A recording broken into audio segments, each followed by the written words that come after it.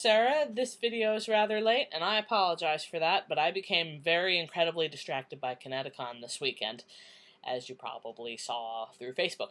But I wanted to make a response to your last video, in which you put forth the idea that one way to convince some of the more boneheaded and stubborn politicians to act like human beings, being capable of respect towards their fellow human beings rather than self-centered little twat muffins, was to make them go to Girl Scout camp and sing songs regarding togetherness and humanity and stuff like that.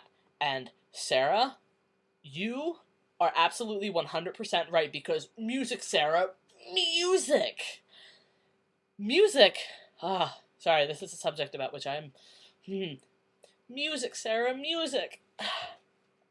Music is one of the most ingrained methods human beings have of communicating ideas and emotions.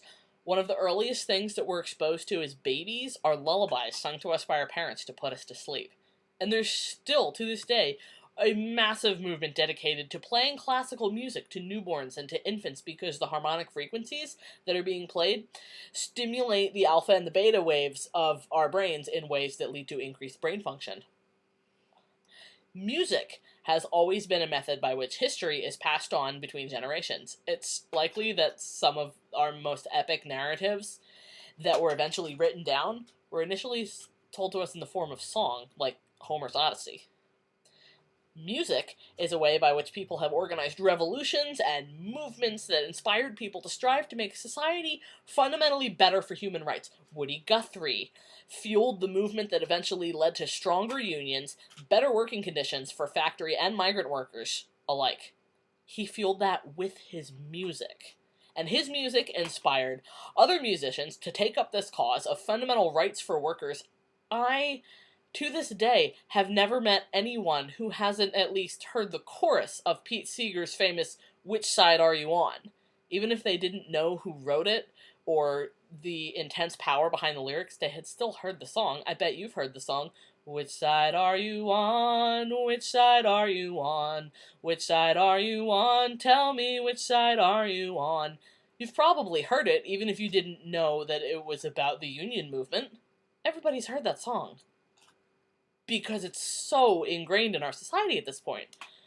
And music, it stays around longer than the situations that inspired the music, even after that situation has changed, after the world has moved on. I mean, going back to Woody Guthrie, we still teach children to sing "This Land."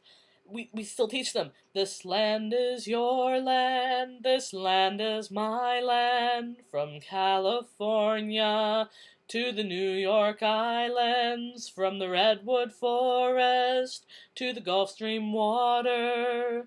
This land was made for you and me." Even if the majority of the time we aren't teaching children the history behind the lyrics, how Woody wrote it to promote decency and equality towards migrant workers and immigrants by saying that this country is supposed to be the land of opportunity for everyone, not just the people with the means and the wealth to run it. Even if we aren't teaching the children that aspect of the song, we're still teaching them the song, and deep down in those lyrics, there is still some fundamental understanding behind the lyrics. This land was made for you, for me, and for everyone, and we will probably still keep teaching children that song after the redwood forests have been completely clear-cut and paved over, and they aren't around anymore. Music has the unique ability to reach deep down in our brains and access memories that we didn't even know we had, inspire emotions we didn't know we were capable of.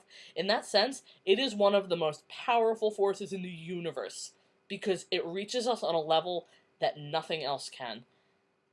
For example, if I spoke to you and told you verbally in just prose word form, with no music, about the dangers of the whaling industry by telling you a very sad story about the last whale in existence being harpooned, you might say how that's sad, and what a crime it is that business will always win out over the desire to protect nature, and how that's a horrible situation.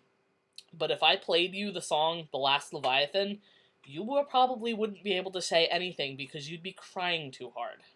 Music pulls emotions from us the way that nothing else can.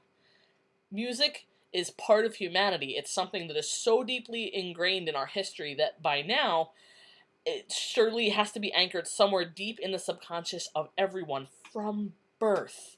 If you were left on a desert island from an infant and just left there to be raised by, I don't know, wolves or tigers or something, you probably would, even if it wasn't with words, you'd still start singing at some point because that idea is somewhere in your brain. Music is so much a part of everything, so much a part of us that some of the earliest astronomers believed that there was a universal music throughout the cosmos that would eventually be discovered with the development of scientific technology. Music. It's that much a part of everything. So you're right, Sarah. One way to perpetuate the idea of human rights and togetherness is through music, because on some level, music is who we are. I think that the doctor said it very perfectly. It plays music. What's the point of that? Oh, well, with music, you can dance to it, sing to it, fall in love to it. Unless you're a Dalek, then it's all just noise. So, these politicians that are so intently focused on furthering their own agendas rather than the agendas that are in the best interest of humanity, in the best interest of the people they represent, maybe they're Daleks. I don't know. I just know that if there is any redemption for humanity to be found, it's probably through music. And that's all I have for this video. Sarah, we missed you very much in Kineticon.